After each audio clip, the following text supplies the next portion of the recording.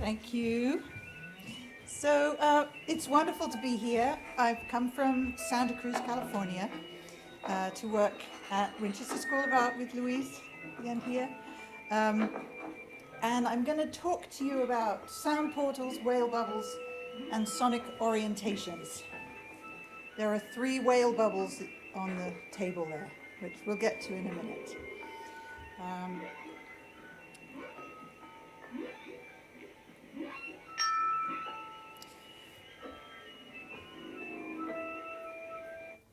So I understand that I may be coming from a place that's very different to a lot of you, so I'm trying to ease you into the kind of work that I do, the kind of questions I'm asking, and the kind of style that I do it in. Okay? So, statement, very short, my artistic research practice, artistic research is something that we'll talk about, focuses on the transformative potential of sound and listening in times of environmental change. I ask how entwinements with technological media and cultures of other species, approached through a sonic sensibility, may help us reorient perspectives towards the earth. People know artists always have artist statements. This was a very short one, just to give you a sense of where I'm coming from. We will talk about these 3 areas. Sound portals. How do we relate to distant environments? Number 1. Whale bubbles. How do we think beyond sound as translation? And sonic orientations. Can we consciously listen to the environment? My first 3 very broad questions that you'll sort of, through osmosis, perhaps understand. First of all, artistic research. I want you to understand that where I'm coming from in this. It's an approach where the creative processes and techniques of making themselves are research methods. So the making of something, the making of the whale bubbles, the actual tactility of certain materials, the process of making is a form of research. Okay? So you'll see my process today, some of my process. It generates new perspectives and contributes to knowledge. They're the sort of benchmarks that we think about research, traditional research. Some of you are probably very familiar with this discussion of artistic research, but I just want to put it out there. I'll be exploring materials and techniques that are sometimes quite new to me, that may help us experience such an inaccessible environment as underwater. That's the main environment that we're talking about, is underwater today. So let's start with sound portals. A few inspirations of mine. Take sound. The other side of sound is listening. To me, they're absolutely essential to think of together. In our language, we think of them as separate, but really, sound and listening are sort of bound up together in the kind of work that I do. And listening is tuned to attention and these environments. Some of the key, I give you a few key inspirations just to sort of anchor us at the beginning. Pauline Oliveros, a composer, electronic music, deep listening pioneer. Some of you may have heard of Pauline Oliveros. She died in 2016 and has since had even more kind of resonance of her ideas. And she emphasized her listening as activism. So she defined several things: focal listening, global listening, and what she called quantum listening. So it's really about forms of attention and relation. So through listening, we're learning about what's around us and how we relate to each other through our minds. So sound is not some external thing to us. It is how we are relating to the world and to each other. So this is quantum listening, a little tiny book of hers. She talks about focal listening, for example, as we're in an orchestra, listening to an orchestra, and we might focus in on one instrument. Global listening would be to try to listen to the whole orchestra at once.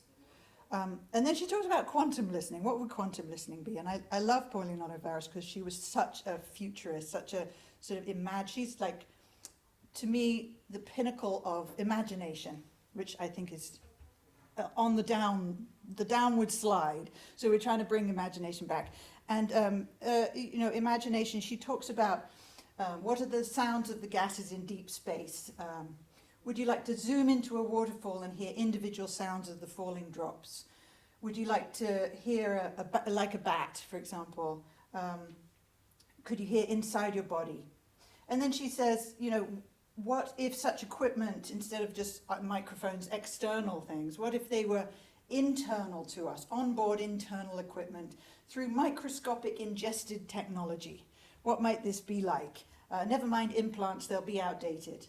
How would you want to use your newly enhanced ear power? How could humanity handle such a power? And then she says, what is microscopic ingested technology? So she's kind of joking on herself, but there's this question of like, the responsibility of an artist to think forward in order to have us understand the place that we're in now. So that's Quantum Listening, Pauline Oliveros. Robin Wall Kimmerer, some of you may have come across this book, Braiding Sweetgrass.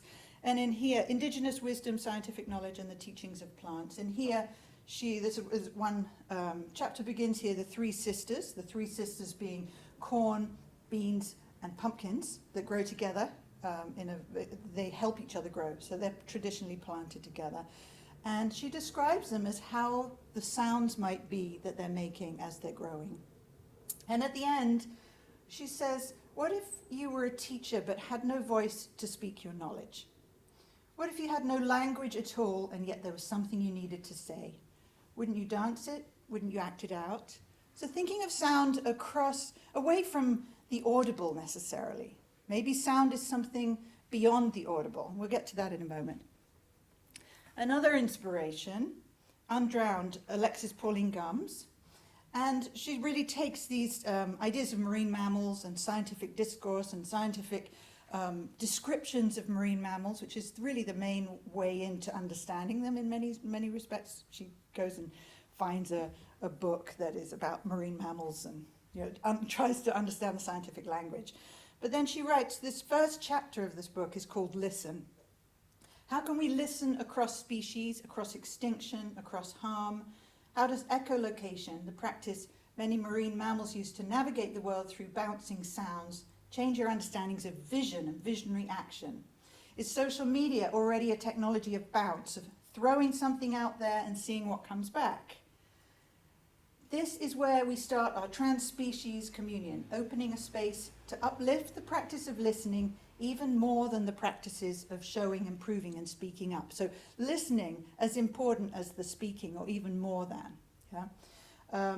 Listening is not only about the normative ability to hear, it's a transformative and revolutionary resource that requires quieting down and tuning in. So attention, again, and an idea of action or activism, or something around the notion of attention and listening through sound. The last inspiration here by the late Karen Backer, The Sounds of Life, how digital technology is bringing us closer to the worlds of animals and plants. Here she's talking about digital technologies, and here she says, we begin by exploring how the Inupiat, who are up in Alaska, the indigenous peoples of Alaska, shared their traditional knowledge with Western scientists who used digital technologies to rediscover what Arctic peoples had long known, the vibrancy of whale song in an ocean once presumed to be silent. Okay, so indigenous knowledge and scientific knowledge working together in different ways with digital technology. So this weaving of ideas, of listenings, of technologies, of kinds of knowledge all coming together. So this talk is not very linear, so just beware of that. You're going to be piecing bits together. So sound portals, an early piece, Sun Run Sun, back in 2007 I first started working on this in the Netherlands, about sonifying GPS data. So GPS was just beginning, it wasn't even on phones, and it was how do we orient through space, how do we move through the world with this new technology. And it was I built small instruments that you could then walk around and listen to the satellites moving overhead in different ways through different environments.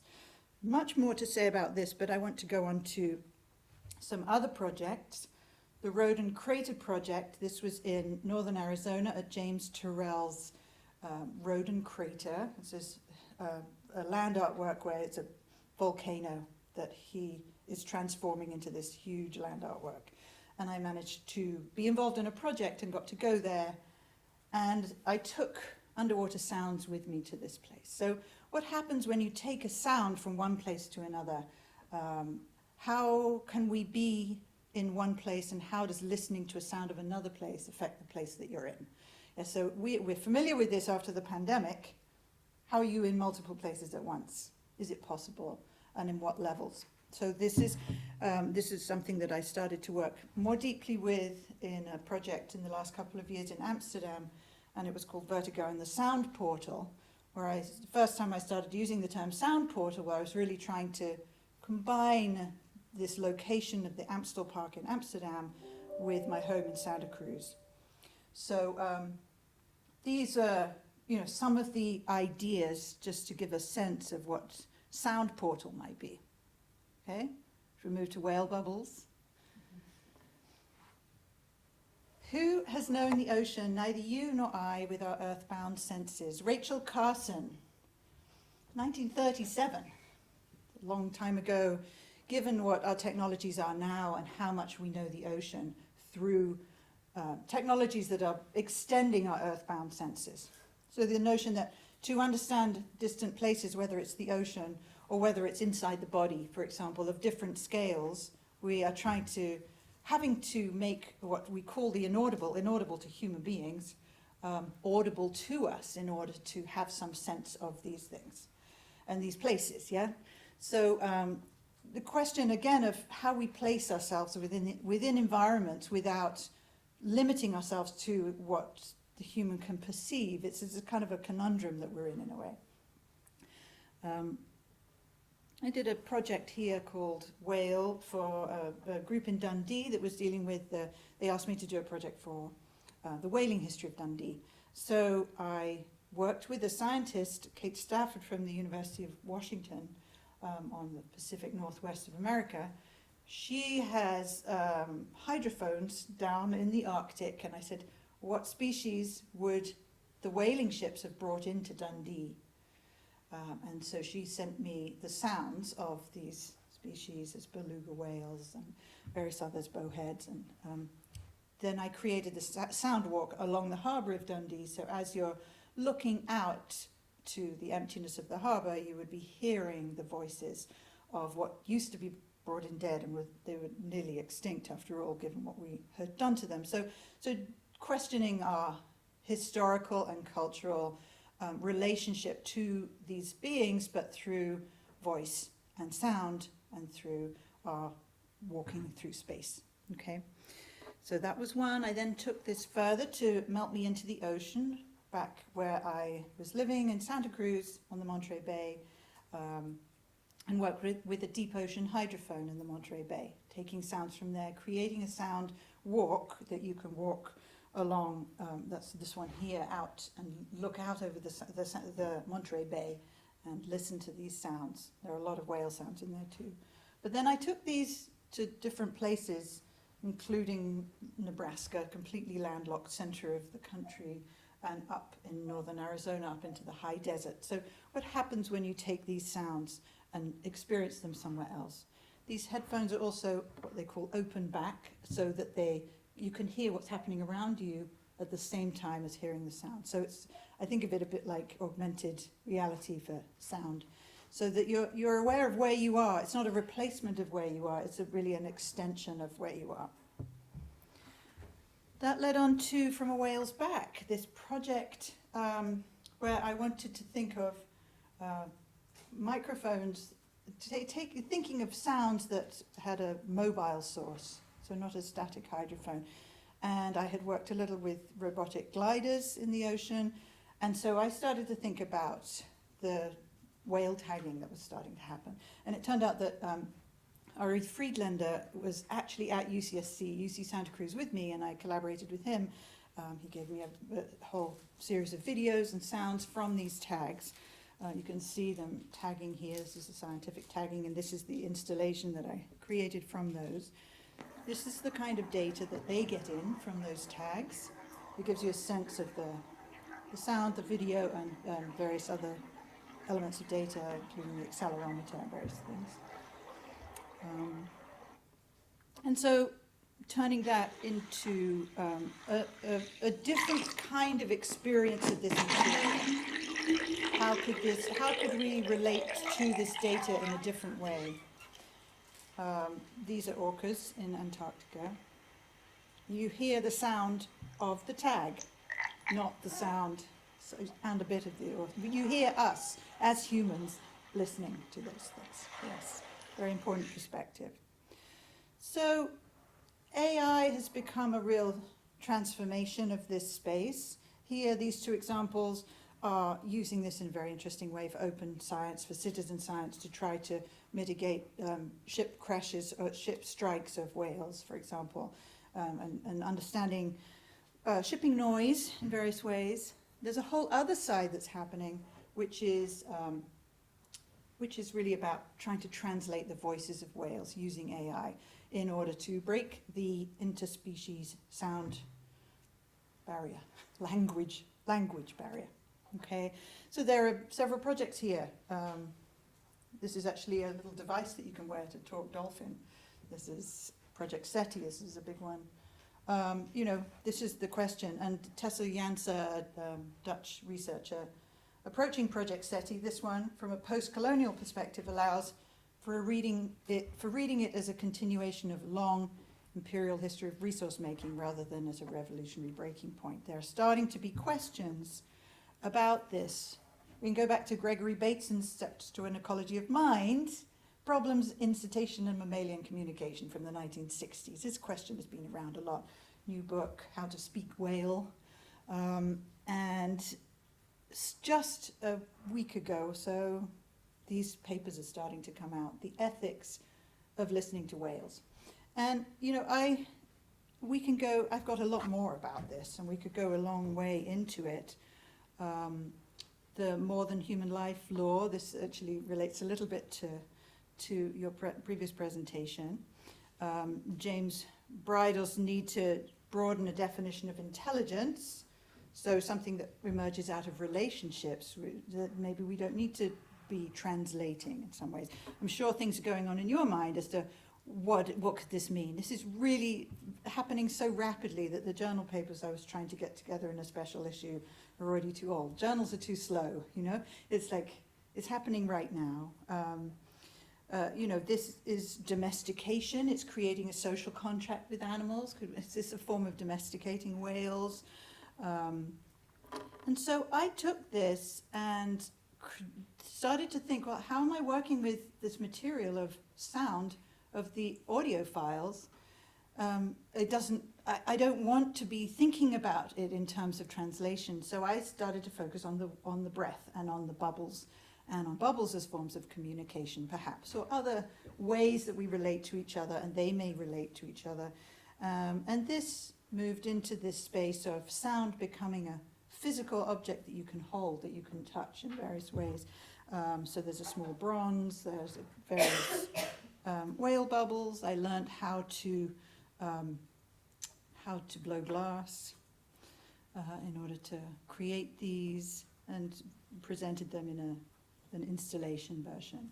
Okay, so the final, I'm kind of rushing because we're reaching towards the end. I want to get to some more things that I've been working on here, because the big question for me then is sonic orientations. How are we to relate to this underwater environment if it's kind of co-opted into this discussion of translation, and our relation is then reduced to a translation of these whale sounds so that we can talk to each other. There's so many discussions we could have around that. What can we learn from artists and artists' ways of thinking and listening? Listening is activism, multiple ways of knowing. What I mentioned is a crisis of imagination, a re-enchantment. These are sort of things that I'm starting to think through. How do we experience the sonic? Is it spatial? Is it tactile? Is it visual? The sonic sound doesn't happen on its own. It's always in relation to other ways of sensing and ways of being in the world. How do we experience listening? Is that through community? It's not an isolated event. It's through relationship and through community. And how oceanic can our thinking be? Can we reflect back on us terrestrial beings as in some way oceanic? I've met Timothy Layton from the University of Southampton, who's working with acoustic bubbles, doing fascinating work.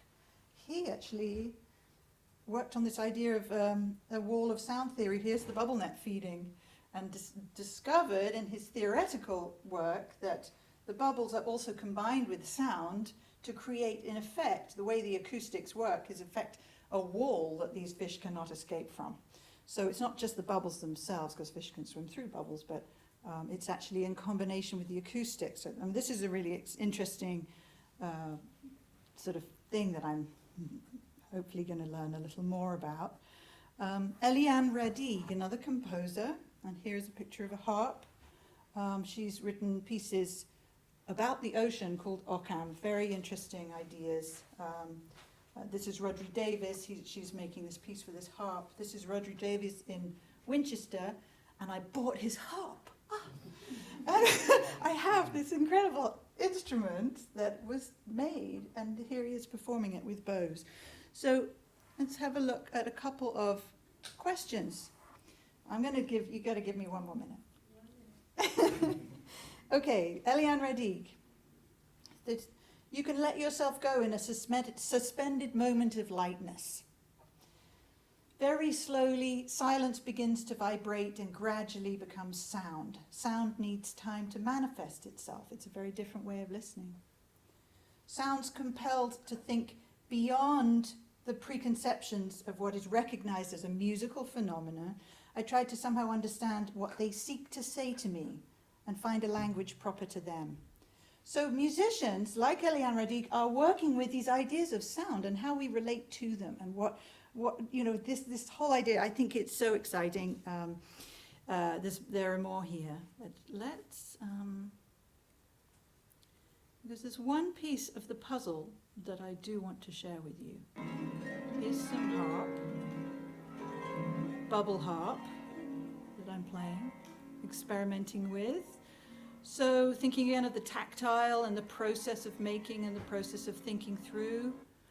I was going to talk about Jane Austen and William Blake. Philip Hoare's William Blake. There's another person I've met here. The Artist's Books collection at the Winchester School of Art, which I've been working with Catherine Polly there on ideas of handheld books. This is a beautiful book, Artist's Book. And then the last bit is bell ringing, and if I like to finish with bell ringing, I joined the bell ringers in Winchester Cathedral, and I'm very interested in the ways that they learn how to ring bells, learn how to work as a team, and what this piece is. So I'm just going to play this last minute. I'm high in the air above rooftops and treetops, level with the hilltops in the valley of moving waters, the water meadows. Towers around, peregrines above, nesting. Bells sound across these spaces, catching the air. They call times, rigid time, and then they call out in the air to others, patterns crisscrossing, developing, swinging by a group of people in the tower, focusing, working together, interlocking. The high interior bell tower studio, the physical motion of rocking, swinging the bells that I can feel through the floor of the tower. The tiny medieval staircase spiraling up, used for these hundreds of years. The walk high above the transept of a passage inside the cathedral at dusk with organ practicing. This is a treasure. I think there may be a connection between ocean and bells. Liquid again. What is the material of these bells? How often are they remade? What happens when they stop sounding well? I'm thinking of the sound of that bell up in the air. Now I'm hearing a helicopter overhead, and its sound is blowing in the wind as it cuts the air. What is sound like in that space above the city? Not down at ground level, but high, and the way the bells at ground level seem to trick us, see us from different sides. Where is that bell coming from? And this water flowing through the city everywhere.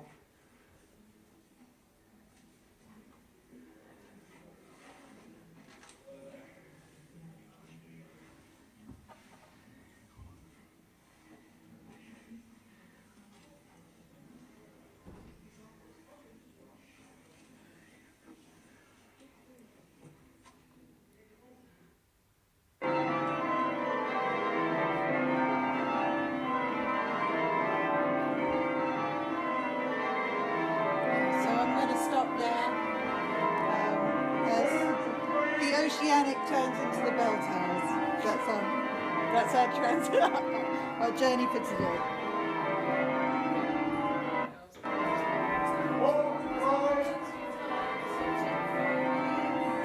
I have to stop it. Come on, stop.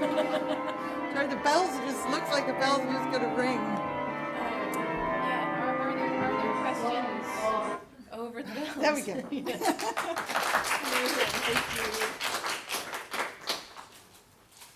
Yeah, questions. Otherwise, I'll just jump in because I have millions, and we talked just on Monday, and there's more that's emerged since then to talk good. about. But yeah, Lexi. Thank you. I'm fascinated by the idea of whether it's even possible to understand Wales in our own terms. Yes, yeah. Understand the ocean on its own terms. And I guess that sort of moving sound to the tangible in terms of the bubble is one way of decentering the human in that. Mm-hmm. So the question is really sort of at the end of that. Like, it's a huge how do we question. get to thinking about Wales in our own terms? Yeah, well, I think this is my contribution to that question. I think that's a very complex question that I tend not to answer questions as an artist. I think I tend to make more questions, and that's the kind of interesting with artistic research. You know, you're contributing, but in a way you're contributing that opens you up to more. So in my way of thinking and working, I'm taking that question and saying, as an artist, how can I approach this without nailing it down? One of the things about the oceanic, if you like, would be to allow it to be bigger and more expansive rather than the kind of, it goes back to that Sun Run Sun piece with the GPS. It's like, do we know exactly where we are, or do we listen to where we are? It's the same, the focal or the global listening. It's those different forms of attention in a way, and I think that's why I, end up at the top of a bell tower. I can't go down in the ocean and I've done that in terms of borrowing video from whale tags and these questionable ways of relating to them. Can I find a way of relating to this topic and to whales, for example, by seeing how humans relate to each other, and relate to sound, and relate to listening? So I'm trying to find these spaces where that can happen. Because I think we need to think differently. And if we're locked into this idea that, the technology is there and then we can do this, we can translate whale sound, so we should be doing that. Well, there are other ways to think of it. Yeah, okay, go on doing that, but let's think at the same time as expansively as we can. That's how I'm thinking of it. Yes. Oh, yeah. Thank you. A question. I think there's a trend and a conversation, kind of more than human kinship and post-humanities in general, to sometimes look towards indigenous perspective and indigenous life works. I wonder if you came across this and the animist explorations, let's call them, broadly. Yes, very much so. Yeah, and I put that example of Robin Wall-Kimmerer in there because she really is such an expert at bridging the scientific and the indigenous perspectives in there. So yes, within whale science there is so much happening now. The mention about the Inupiat in Alaska, where the Western scientists are working with traditional knowledge to understand more about whales. So there are ways now that people are collaborating, and the indigenous knowledge is starting to have a platform rather than be pushed aside. Yeah, so I think it's exciting now. It's really starting to happen. And in some places of the world much more than others, of course, but along the Pacific Northwest very much so. And I'm sure other people know of other places. And maybe this is something that you can speak to, Louise, with your work. Yeah. I don't know. Yeah, so it just, as a frame, I think the connections between our work and the reason that I invited Yolande to apply for the fellowship are in the spaces both of kind of sound and pattern, maybe a little bit, but also around this question of decolonizing, which I work in Native North American studies and come from, I think, from very different perspectives, but it sort of all came together because the project that I'm working on is with a queer trans artist who's Navajo, and we're thinking about dance and sound as a way to communicate sort of outside of colonial structures, but still on a very human level, and then this kind of element of, I think, bringing in a completely different perspective, but also thinking about the experiential as a way to communicate. What I liked about what you were saying just now was the idea of kind of speaking beyond, and maybe answering Lexi's question too, kind of speaking beyond rather than trying to connect directly, or speaking around something or moving into it in some way. Yeah, so then, and then the bells, and you didn't say anything about the weaving, No, but that idea of also making and kind of thinking about patterns and relationships in an object rather than in language, yes. which is so problematic both in kind of queer indigenous studies and in interspecies relationships. So yeah, I think there's, again, asking more questions and answering, which is what's making this exciting, I think. Yeah, right. Yeah. How are we? Any questions? I don't know where we are on time.